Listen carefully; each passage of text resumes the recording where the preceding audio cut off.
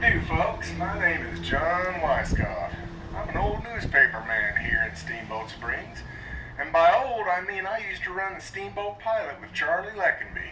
That is until I started my own newspaper, the Routt County Sentinel, around about 1900. I know what you're thinking. Well, dang, John, you must be just about older than dirt. Yeah, every now and then I'll run into some of my old friends' grandkids on the street and they'll pull me over and they'll say, well, dang, John, ain't you ever gonna die?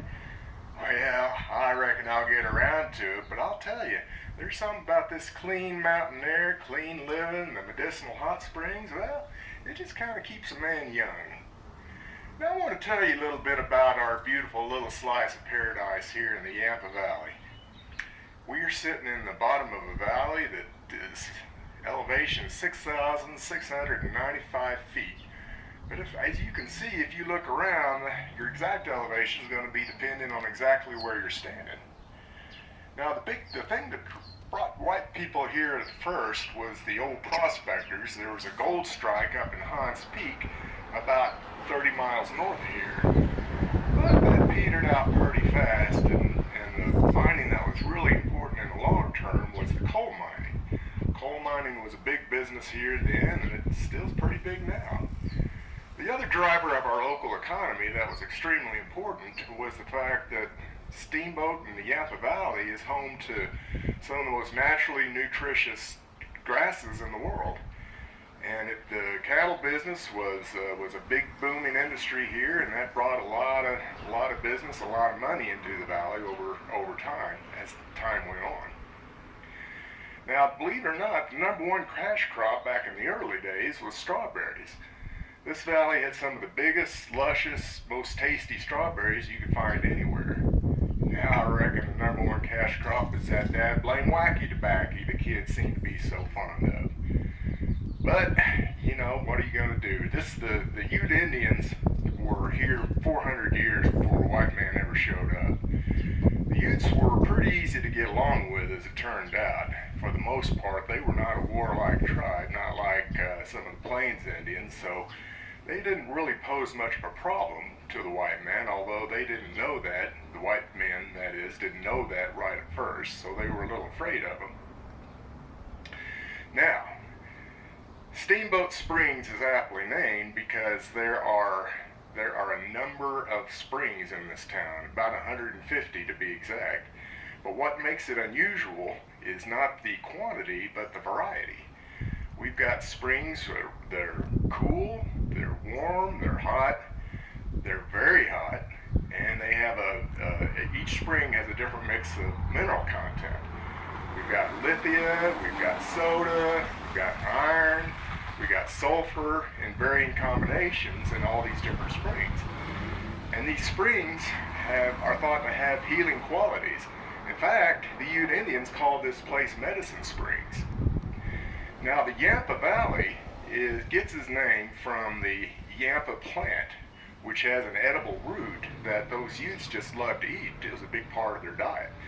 In fact, the Ute tribe around these parts was called the Yampatika Utes, which basically just means Yampa-eating Utes in Ute language. Now, the most famous of the Steamboat Springs is the Steamboat Spring itself, which is located right across from the present location of the library. And that was notable in the early days because it was a geyser. It erupted constantly, and it made a chugging noise as it erupted. So, as far as how the Steamboat Spring got its name, legend has it there was a couple of French fur trappers that discovered it the first time and gave it its name. Now, some people poo-poo that legend. I myself tend to believe the oral history sometimes more than I do the written history. So in my mind's eye, I can picture old Jacques and Pierre coming down the Yampa River in a dugout canoe. Hey, Jacques, what is that sound? I don't know, Pierre. I think it could be a steamboat, n'est-ce pas? And thus did the spring get its name. Now at this point in the tour, I generally ask folks, how many of you would like me to continue this tour with a French accent. Yeah, nobody ever does. But I also like to know how many of you think could tell that actually was a French accent. Yeah, I usually do pretty good on that one. So, let me tell you the story about the founding of the Steamboat Springs. There's a fella out in Missouri, from Sedalia, Missouri to be exact, by the name of James Crawford. Now, James was quite a guy. This is James back when he was in his prime. And Margaret, his wife, was no less an outstanding example of womanhood as he was a man. Old Jim, he was a Civil War veteran. He fought in the Civil War, enlisted at the tender age of 16. He was in the 7th Missouri Cavalry Regiment on the Union side. He was a commander of a company of cavalry by the time he was 18. So he was fearless in every aspect. Well, one of the things that drove Jim to come out here in the first place, as well as many other Civil War veterans, was the 1862 Homestead Act. Now, the Homestead Act basically stated that any adult could go out and stake a claim to 160 acres and build a dwelling on it and occupy it for a period of 5 years, after which that person could get legal title to it. Well, Jim came from a pioneering family himself, and he had the pioneering instinct in him right from the get-go. So the idea of going out into the frontier was something that came natural to him. So it was in 1872 that Jim got his hands on an article in the local Missouri paper there, saying that it's an article about northwest Colorado written by a guy named Weiskopf, who was a hermit in Grand Lake. He went on and on, Weiskopf did, about the beauty and the boundless natural resources and the limitless potential in this part of the world. So that got Jim's imagination right away. And so he rounded up some of his friends and they made a trip out to Colorado from Sedalia. And he did some looking around. He went all over. He didn't make it up to the northwest part of the state.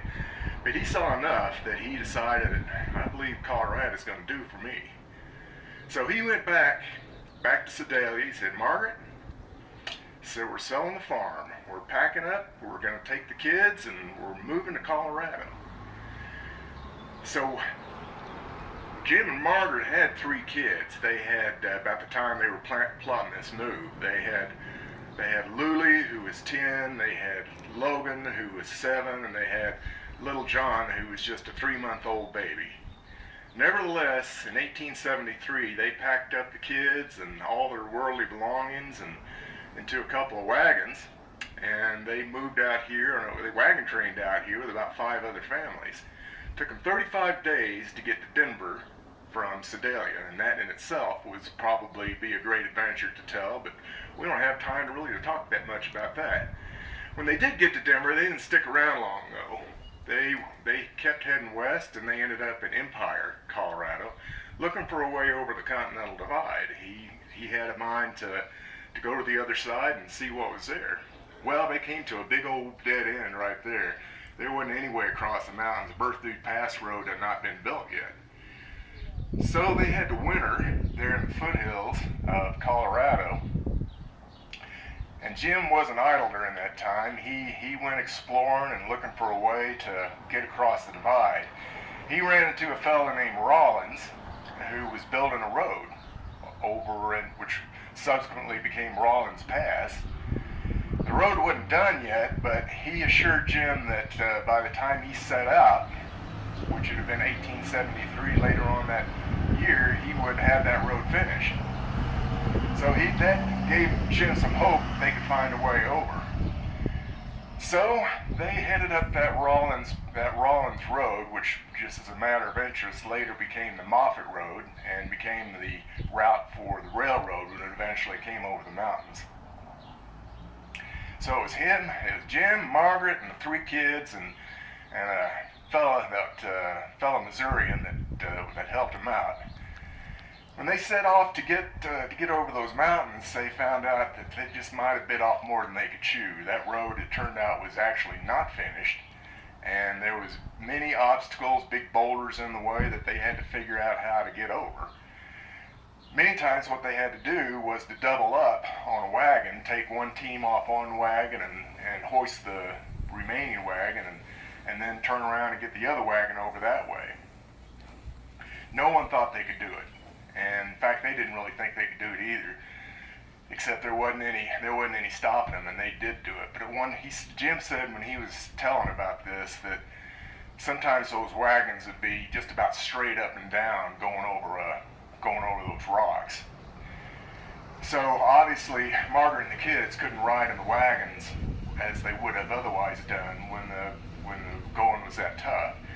So Jim said, Margaret, you just go ahead and take the kids and head on up, and we'll catch up with you. You kind of wanted them out of the way because what they were doing was dangerous work. Well, that she did. She climbed on with the kids and the little babe in arms, and when you know it, a June blizzard blew up, as happens not uncommonly in the high country. And so there she was with 3 little kids that are cold and scared, and she went along and found an old campsite where someone had left a saddle blanket. She grabbed that saddle blanket and threw it over her and the kids, and when Jim finally did catch up to her, he said Margaret was pleased and excited at the great adventure they were having. So clearly Margaret was cut out of the same mold as Jim. Neither one of them was afraid of much of anything. And again, you got to keep in mind that this was a wild country in those days. Not only were there no roads, but there was all kinds of animals out here, like grizzlies, that were dangerous.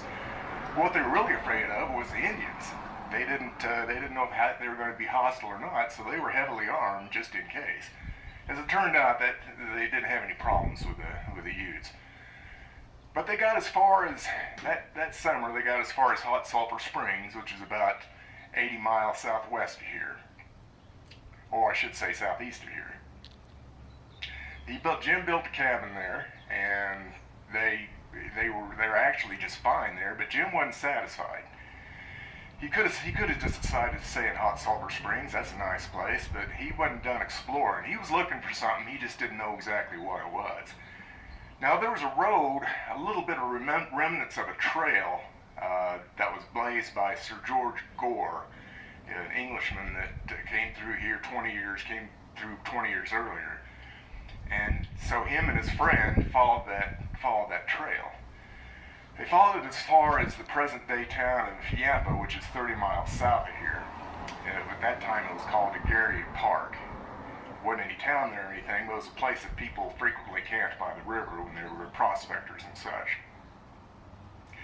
It was at this place that Jim ran across a prospector that was passing through, and the prospector told him about the Steamboat Spring. Not many people had ever heard of the Steamboat Spring at that time, but the way he described it, it sounded very appealing. He said this prospector fella said it was just the finest area he'd ever seen. In fact, he was thinking about making a claim there himself. So he and his friend, Hoot Richardson, they blazed a trail down the Yampa, figuring they'd see if they could find the Steamboat Spring. Now this is the year 1874 I'm talking about. So eventually they did come across the big bend in the river and found the Steamboat Spring, and Jim was just very taken with it. He said, boy, this is the place for me. This is where we need to be. So he came back. He said, Margaret, we're moving again. I found a place called the Steamboat Spring, and we're going to found a town there, and we're just going to call it Steamboat Springs. And that's what they did. But before he did that, though, he and Hoot built a foundation, makings of a house there, and he made a claim on a tree, and figured that would be enough to secure his claim. So when he got back to Hot Sulphur Springs, they were making preparations to move, but he wasn't really at that point, he wasn't in a huge hurry to get back here, because they had a pretty nice spot where they were at. He could have stayed there a bit longer, but he got wind that there were folks that had also heard about Steamboat Springs, and they were saying that they were going to go jump his claim. So he and Hoot went back and figured he'd better make more of a cabin here, and he even planted a garden, and they did that just so he'd be sure his claim was secure. Now, having done that, they started making their way back. Now it's getting kind of late in the year, and as they were making their way back, they ran into a snowstorm. Plus, they'd run out of food by that point.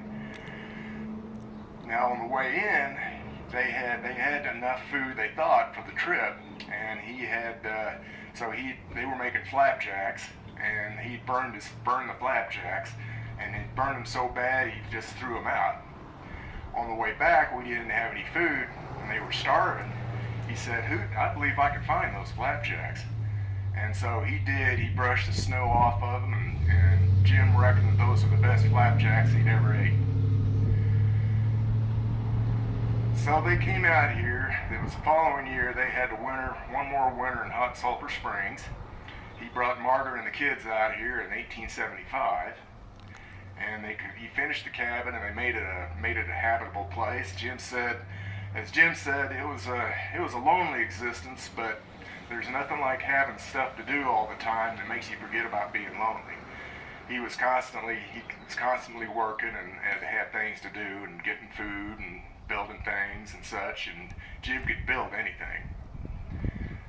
So at that time, of course, there wasn't any white people here at all. They were the first white settlers, and it was just him and the Utes. Now the Utes this is their summer grounds. They'd come here, hunting grounds. They come here, 500 or 600 of them it was common to have them all camped out by the river. But they got along. Jim immediately made friends with them, and they're such good people, Jim and Margaret, and they would make food for the Indians, and as Margaret said, the Utes were generally friendly and always hungry. So she would make biscuits for them, and they would trade for them with moccasins and such, and so they had a pretty nice relationship.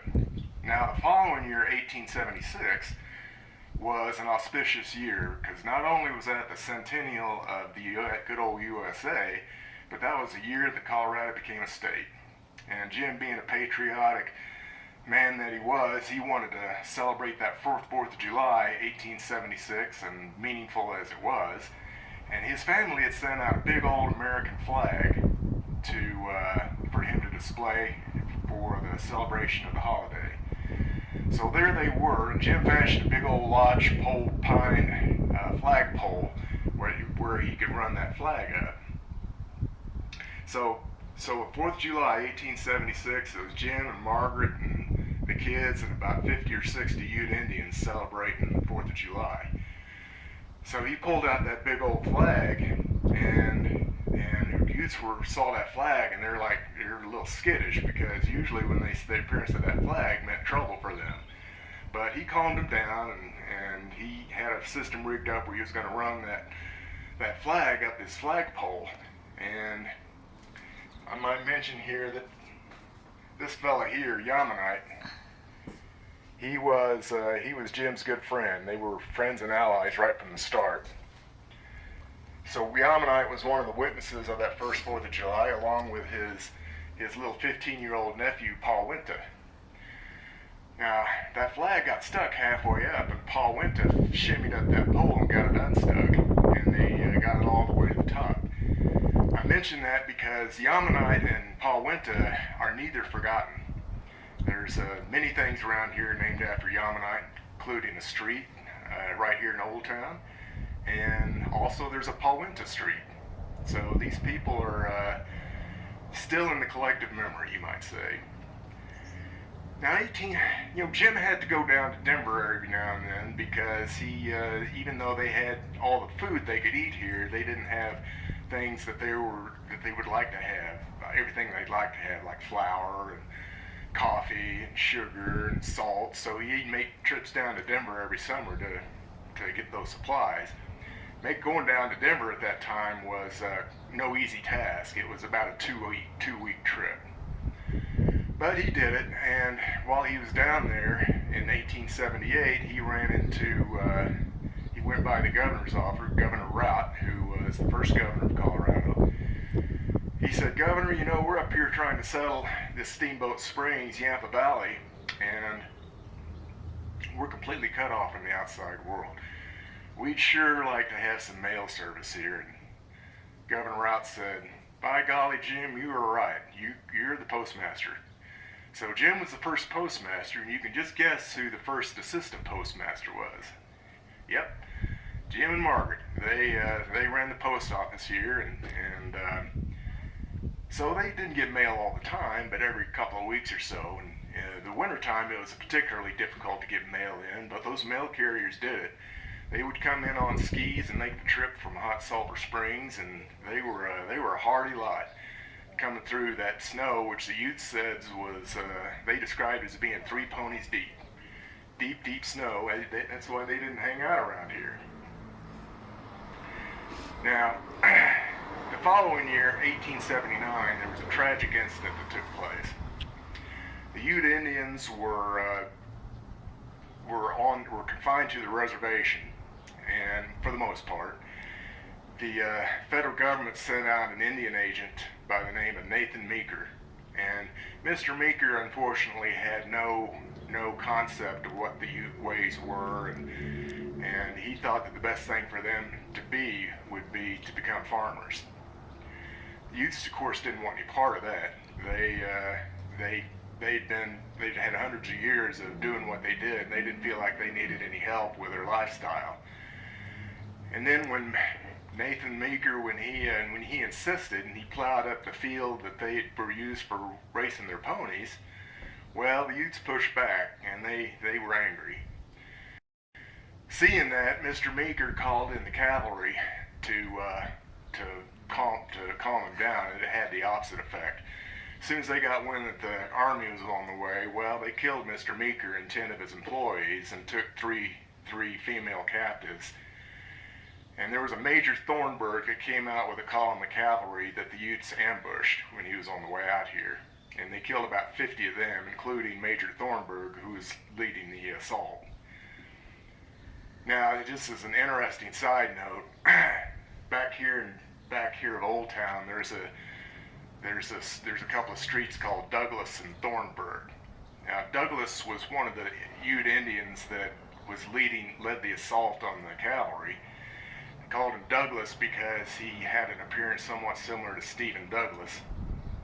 And so these streets back here, Douglas and Thornburgh, they intersect. I just wonder how many people that live back there know that they're near the dangerous intersection of Douglas and Thornburgh. But not only was that a tragic incident for Mr. Meeker and the other people that got killed, but it was tragic for the Utes too, because I got them kicked out of Colorado. They ended up, long story short, they ended up on a reservation near the present town of Roosevelt, Utah, where their descendants live to this day. So while that was a tragic outcome for the Utes and such, it actually worked out pretty good for the settlement of this area, because once the Indians were out, well, the white people were no longer afraid to come here. So people started coming. Now, you got to keep in mind that there weren't any other white settlers here for the first 5 years that the Crawfords lived here. So they were just totally alone, except for the occasional prospector that wandered through. But then the Woolery brothers moved in around that time and built some cabins, and a fellow named Horace Sutliff moved in here. Sutliff brought his sawmill, which made construction much easier, more practical. They could make wooden planks just instead of the crude log structures that they were building. And so people gradually started coming in. Now the big thing that happened next was that Jim and four of his folks that he'd known from Boulder formed the Steamboat Town Company. Now the Steamboat Town Company, they raised about $150,000, which was a princely sum in those days, as you can imagine, and they used that money to lay the foundations for Steamboat Springs. They surveyed the town out, laid out all the streets, surveyed out all the lots. They They built a bathhouse over where the present location, the Old Town Hot Springs is. Another thing they did was to build a building for a newspaper. Now, they convinced a guy named James Hoyt to move up here from Boulder, and he was a newspaper man, and he brought his portable printing press, moved into that building, and started the Steamboat Pilot. Steamboat Pilot's first issue was put out July 31st, 1885. It's been a continuous operation ever since. Well, once we got a newspaper in here, we had mail service. We started getting things like drugstores, general stores, more structures started springing up. But it really wasn't until the next big thing that happened was in 1889, when the railroad extended to Walcott, Colorado, which is about 80 miles south of here. So that meant that that marked the beginning of stagecoach service to Steamboat. Once we got the stagecoach coming in here from Walcott, it was possible to get here. It was very doable to get here in 3 days from Denver rather than the 2 weeks it was. Plus, it wasn't nearly as dangerous either. And that's what people did. So people started coming here. That marked we had the first bridge over the Yampa, where the present location of the 5th Street Bridge is now. They built a bridge over the Yampa that the stagecoach could cross. And we had all the conveniences of a real town then. We had a library, a church, school, bank, drugstores. We had the makings of a real town, and people started to come. And there was a lot more activity at that point. Now, I mentioned that Steamboat's early beginnings, the economy was largely driven by the cattle business, because of the naturally occurring, very nutritious grasses that were everywhere. Now, the fact that the Indians were gone made the cattlemen confident that they could run their business here without running into problems with the Indians. So that really expanded the business. People started coming in here, and Steamboat from its earliest days was a cow town.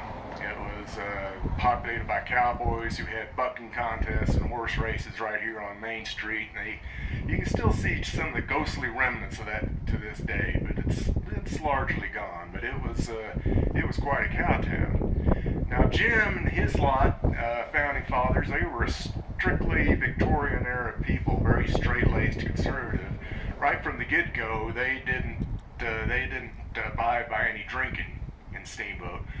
Now, naturally, that wasn't going to work for these cowboys. When they came into town, they wanted to blow off some steam. So there's another little settlement just on the other side of the river here from where we're standing here in Steamboat, and they named that area Brooklyn. Now, Brooklyn was where the bordellos were and all the bars, and it was outside the city limits, so technically it was still a dry town. And it wasn't like Jim and the rest didn't know it was there. In fact, those people pay taxes to Steamboat to allow them to be there. But it was kind of just a compromise.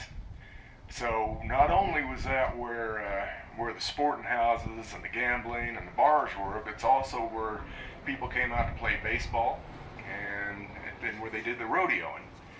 And to this day, that's where we hold our rodeos and where we play our baseball. So there are many things here that haven't really changed.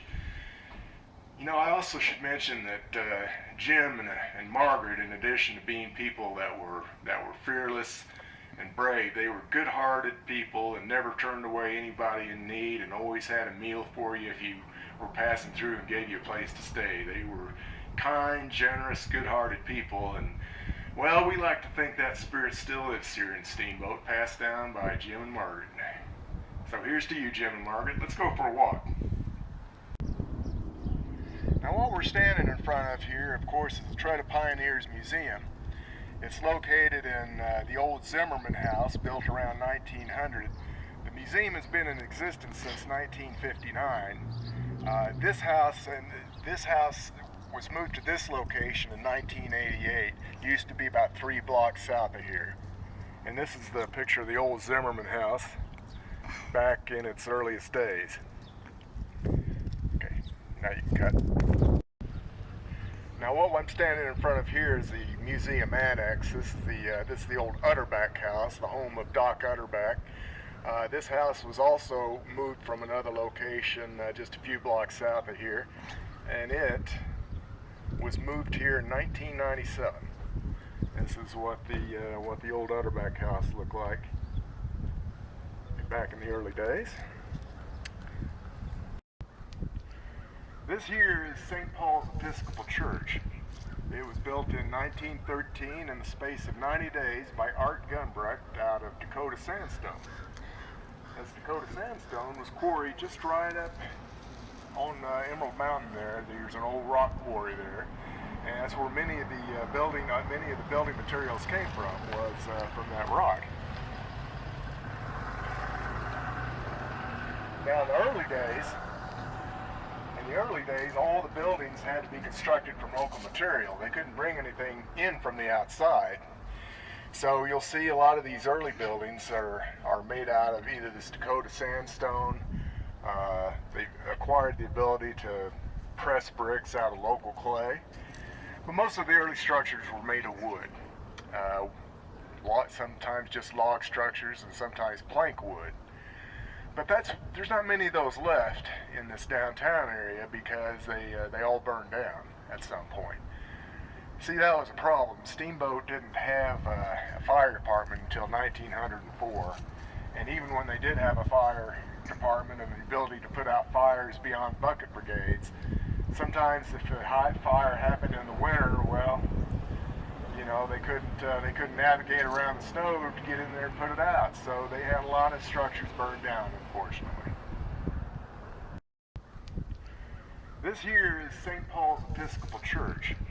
It was built in 1913 in the space of 90 days by Art Gunbrecht out of Dakota sandstone.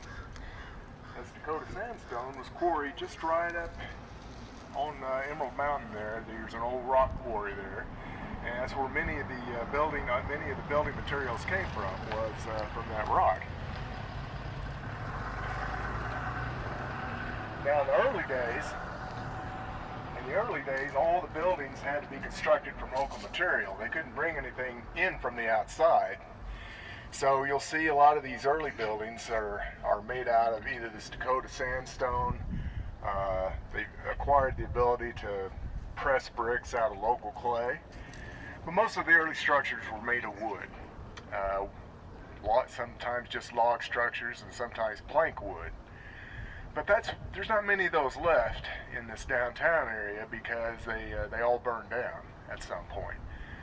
See, that was a problem. Steamboat didn't have a fire department until 1904, and even when they did have a fire department and the ability to put out fires beyond bucket brigades, sometimes if a hot fire happened in the winter, well, you know, they couldn't navigate around the snow to get in there and put it out, so they had a lot of structures burned down, unfortunately.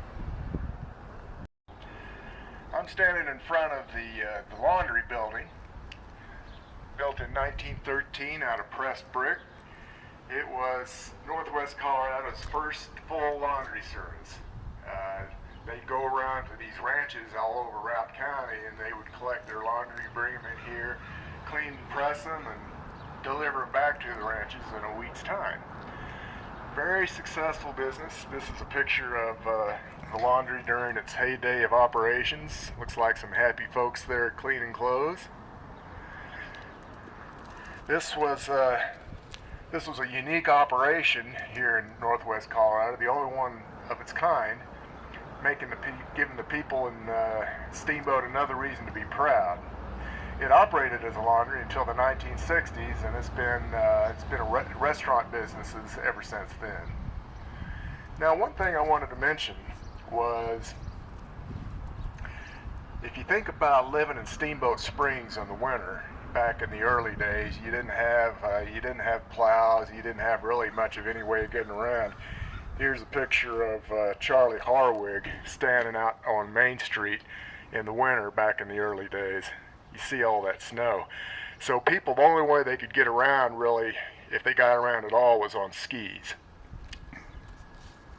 So you have to ask yourself, how did they keep from going stark raving mad during those times they were shut in the winter? Well, they found ways to entertain themselves, the residents did. One of the things they did was they got together and had community dances. They danced all the time, and when I'm saying dancing, I'm talking about square dancing. Here's a picture of an outdoor dance from probably the 1950s, but you can see they're out there square dancing, and they would literally dance all night. Probably the fact that there wasn't any alcohol involved made people a little more likely to be able to do that. But not everybody in town was thrilled with the idea of dancing. In fact, some of the local pastors thought that was just asking for trouble. One of them even made a claim that's to the effect that 75% of all divorces in Routt County could directly be attributed to dancing. Well, I heard about that and I thought, oh, okay, I'm not going to let that go. So, being the enterprising newspaper man that I am, I called up all 4 of the local attorneys and I posed the question, how many of the divorce cases had they handled that were attributable to dancing? And of course the answer was none. So I was only too happy to print that in the paper, proving once again that the pen is mightier than the pulpit. Now the other way that people like to amuse themselves in the winter was by putting on plays. There were a number of local producing companies, and people get together and shoot, there'd be 500 people, the whole town would turn out to watch a play. One performance in particular was memorable. One of our local thespians, Etta Lobb, who was well known locally as being the fine thespian that she was, attractive young woman, didn't hurt any either. People liked to come out and watch her perform. Well, there was one play in particular where the audience was applauding so enthusiastically after the end of the first act that Etta stayed on stage to take a little bow after the curtain was closed. So while she's spreading out her skirts and bowing, old George Bratton, who was running the curtains backstage, well, when he heard all that applause, he thought maybe he had missed his cue, and in a near panic started raising that curtain. So when he did that, not only did the curtain come up, but so did Etta's skirts. So, of course, she's frantically screaming, George, stop it! But in the event, the audience got a look at the real Etta Lobb. Now, here's another story I want to tell you about, going back to the old stagecoach days. Now, I mentioned that the stagecoach from Walcott, it was about a 2-day trip because they would typically spend the night in Yampa, about 30 miles south of here, on the way here. But it was not easy. I mean, because they were going on roads that were muddy and treacherous, and it was not unusual to have those old stagecoaches tip over during the trip. And there's an old stagecoach that's out in front of our Chamber of Commerce building here in Steamboat. You take a look at that thing, and it looks like it's about the size of a Volkswagen. But they'd get 15 people in and on that stagecoach along with their luggage. So they just pile them in. There was 9 people on the inside, and 6 men could ride on top with the luggage. So you can just imagine how unstable that was. So there's a fellow named John Burroughs that came out here when he was a child around 1900, and he told the story about when he came out here with his family on the trip from Yampa. They ran into some mud holes and they tipped over 3 times.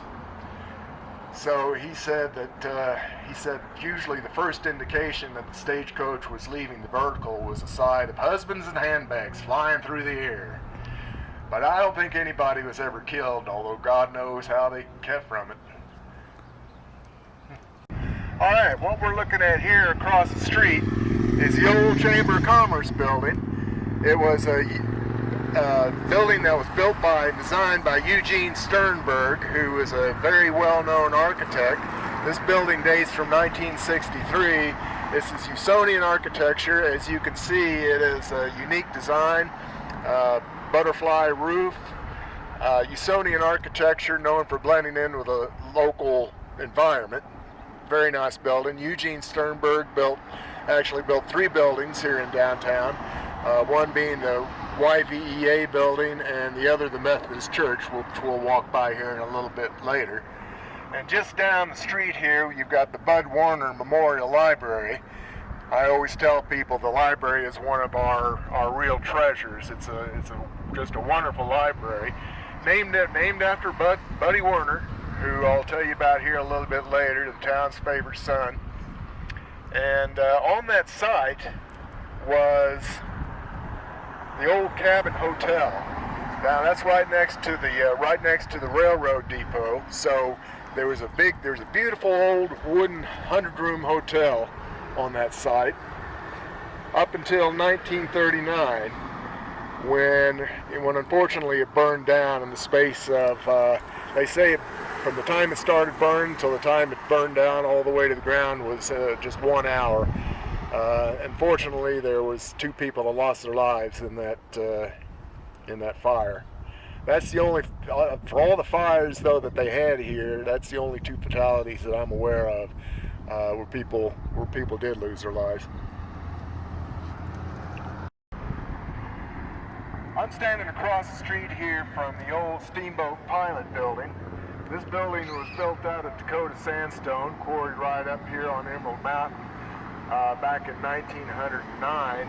It was built on that site. This was the original Steamboat Pilot Building that was on that site. That was from 1885. That building burned down, and that temporarily put the Steamboat Pilot out of business, and would have put them out of business for a while, except that I was gracious enough to let Mr. Leckenby use my printing presses so they wouldn't have to miss any issues. We had to look out after each other, despite the fact that we were rivals in business, and also on different sides of the political fence. You see, you might wonder why a town of 500 people needed 2 newspapers.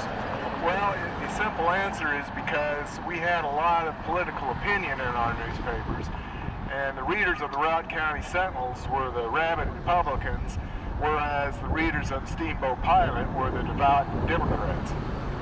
Back in those days, you may think we live in political times today, but shoot, that one didn't hold a candle to the way people were involved in politics around in the early days of the 20th century. Now we're standing in front of the Lorenz Building. This building was built in 1893 and was the first commercial brick building in Steamboat. Bricks, although they've been making bricks for a while, really were only used for chimneys initially. It wasn't until later that they started using them more frequently in other structures. People started, as these wooden buildings kept burning down, they started building buildings that were more likely to last, more like out of brick and stone.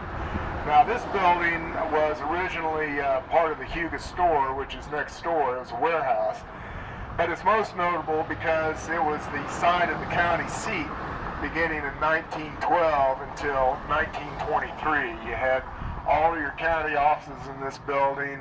You had the jail, you had the court, everything that was of official business. Steamboat had a heck of a time getting the county seat moved here from Hans Peak, because there was a bitter rivalry between Steamboat and Hayden to get those honors. It was very desirable to have the county seat located in your town.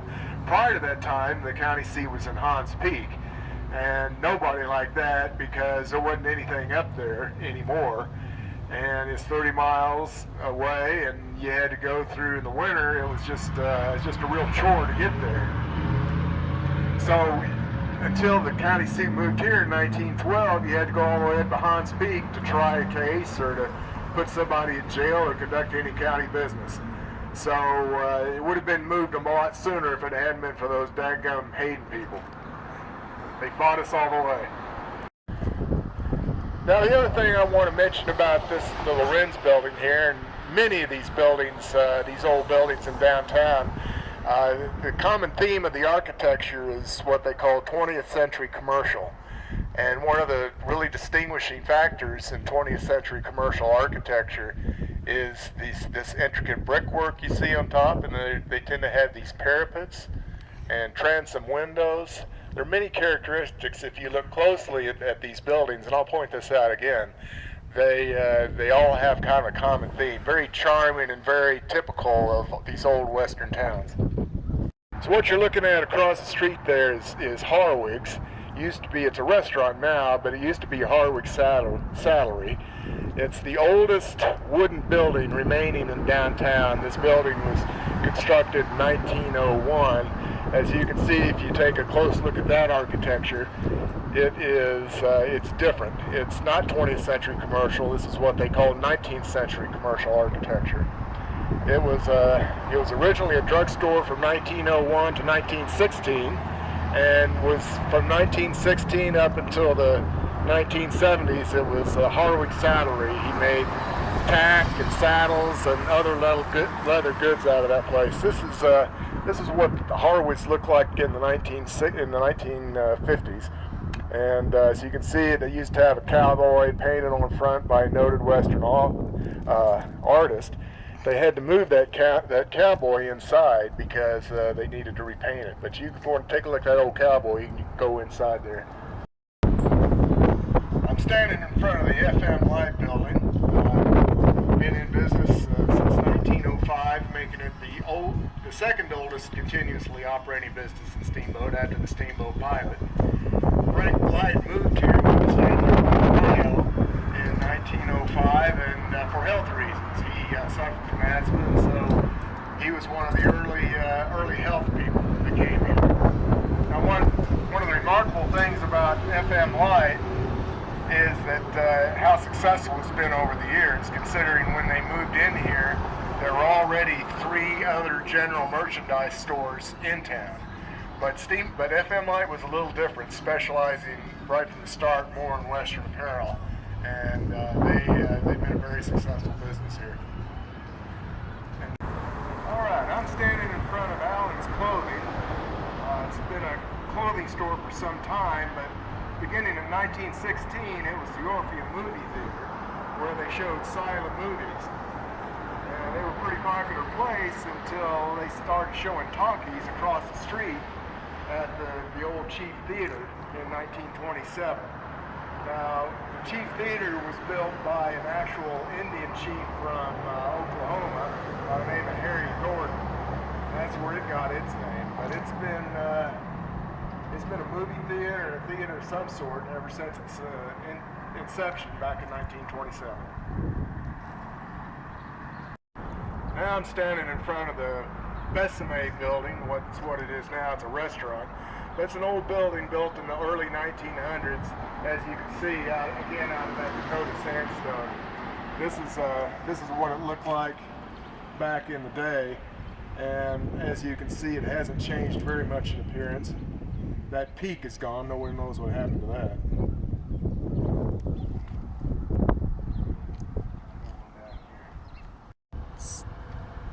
Okay. What we're looking at here is the Maxwell Building. This building was built in 1913 by Mr. Maxwell of Boulder. Maxwell was one of the original members of the Steamboat Town Company.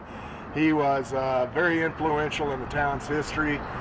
He was the man that actually did all the surveying of the original town of Steamboat. He used to be the chief engineer for the state of Colorado, and he was also instrumental in bringing the railroad here, as he was good friends with Mr. Moffett, who eventually did build the railroad into Steamboat Springs. This building was one of the town's first post offices. From the time it was built until 1962, it housed the post office. Since 1962, it's been a drugstore of some form or fashion there. Okay, let's go. As you can see, the Maxwell Building is a beautiful old building, probably one of the best examples of 20th century commercial architecture in downtown. Beautiful, intricate brickwork on top. And if you look here, I've got this picture, this photograph. This building looks just about exactly like it did in 1913. Hadn't changed a lick. Okay. All right, what I'm looking at here across the street is Howelson Hill. Steamboat's one of the few places that could boast a ski area and a ski jump right in the middle of its town. This is the oldest continuously operating ski area in North America. Named for Carl Howelson, who moved to Steamboat Springs in 1913, Carl introduced the town to the concept of recreational skiing. Prior to that, everybody skied, but they only did it to get around in the winter. No one had the idea that it's something you could do for fun. But boy, once they got the idea that you could jump off and fly through the air on skis, the town's young people just ate it up. So Carl started the Winter Carnival in addition to recreational skiing in 1914, and he also started the Winter Sports Club. Now the Winter Sports Club has produced so far 92 Winter Olympians, making it a very successful endeavor in every way possible. Downhill alpine skiing didn't really come into vogue until the 1930s. Now, one of the things that happened in 1947 was, as part of the Winter Carnival, or an offshoot of the Winter Carnival, the Steamboat Springs High School band marched in Chicago at the Macy's holiday parade on skis, making a big splash. And there was one of the Chicago paper, when they were reporting on it, dubbed Steamboat Springs Ski Town, USA. In 1950, Steamboat copyrighted that name, and we have been Ski Town, USA ever since that time. Now, in 1963, the Steamboat ski area came in, and that's when skiing really took off as a form of tourism, especially in the 70s. Skiing got to be a very important form of tourism, and it drew a lot of people in. Before that, probably the biggest source of tourism in Colorado was people came here for health reasons. They came in to sit in the medicinal hot springs and came for their health. Now, a lot of people don't know, but Colorado was awarded the Winter Olympics in 1976. Colorado ultimately rejected the Winter Olympics for that year, making it the only place that I know of that ever did that. But the other thing that people don't know is in 1972, somebody burned down the big wooden ski jump there on Howelson Hill. So most people don't believe that was an accident, and I think it just was a manifestation of the displeasure that a lot of people felt over the fact that they were bringing the Olympics here. Now I need to mention Buddy Warner. Buddy Warner, of course, they renamed the mountain Mount Warner, the ski mountain Mount Warner, from Storm Mountain, after Buddy Warner. Buddy was the town's favorite son. He grew up here in Steamboat Springs. At the time of his death, he was recognized as the world's best skier, certainly the best skier from the U.S. Tragically killed in 1964 in an avalanche at the young age of 28. So it just about broke the town's heart. Buddy always had a smile on his face and was a great example of the Crawford spirit in his dealings with people. I'm standing in front of the Furlong Building. This building, along with its sister building next door, was built in 1919 by Art Gumbrack and Carl Howelson, who I think I mentioned was also a master stonemason in addition to being a ski jumper. These buildings, this building here and the one next to it, both built in 1919. Now, the Furlong Building was originally a hardware store. It's got steel reinforced columns so they could put heavy equipment in the showroom upstairs on originally. Mr. Furlong was a well-known auctioneer. Here's a photograph of him holding an auction out in front of his place.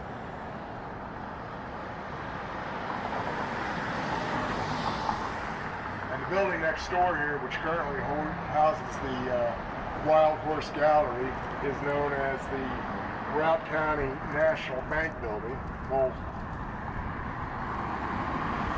Both of these buildings these were two of the last old buildings to be built. The original plans for these two big lots was that they be preserved as a park for the town, but the demand was just too great for commercial space, and they built these two big old buildings.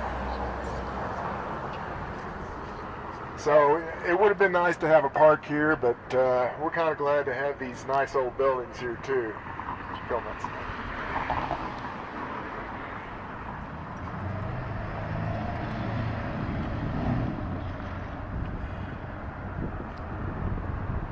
Okay. Here we have the iconic space station sign. Anybody that's spent any time in Steamboat will recognize that sign. It's been here since 1967 and is a great example of the country's obsession with all things space back in that era of Sputnik and John Glenn and such. That style of sign was replicated in many other areas, and that style is called Googie after a Hollywood coffee shop which bore the same name. Now we're standing in front of the Old Town Pub. This is actually known as the Campbell Building, as the sign says, built in 1904, originally the Albany Hotel. This is the second oldest wooden building remaining in downtown. Somehow this building survived being burned down. It's known as being Steamboat's first hospital. Doc Willett had to house a hospital here from 1914 to 1921. Doc Willett was quite a guy. He financed this hospital out of his own pocket and continued to finance it after they moved to another location. A great man indeed.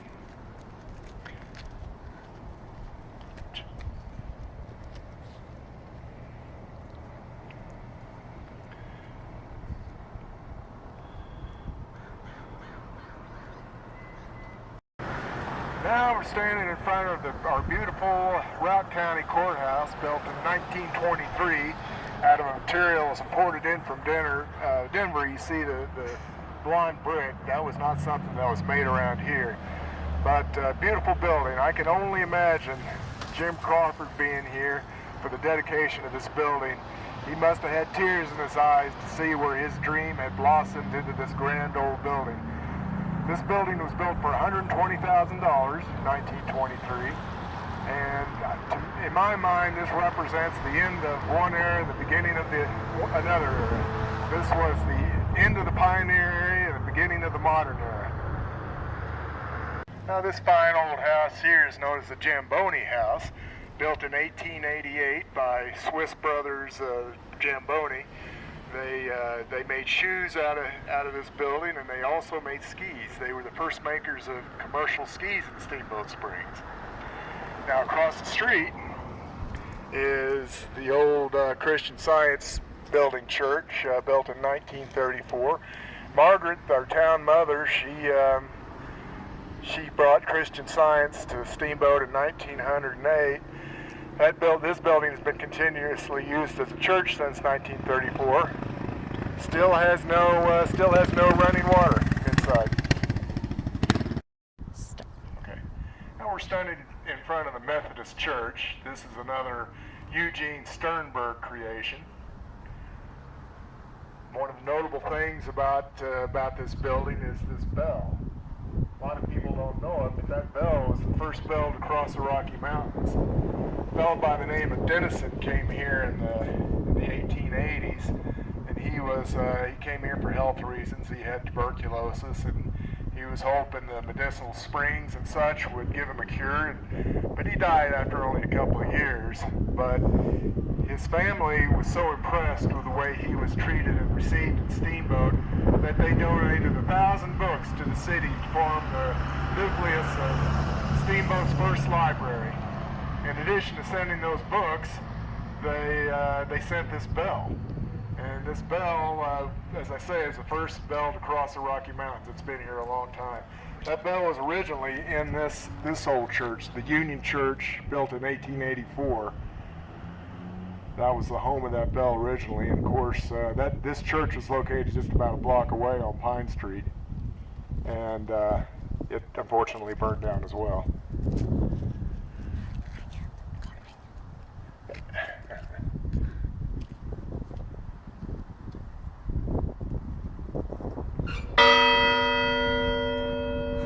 Always wanted to do that.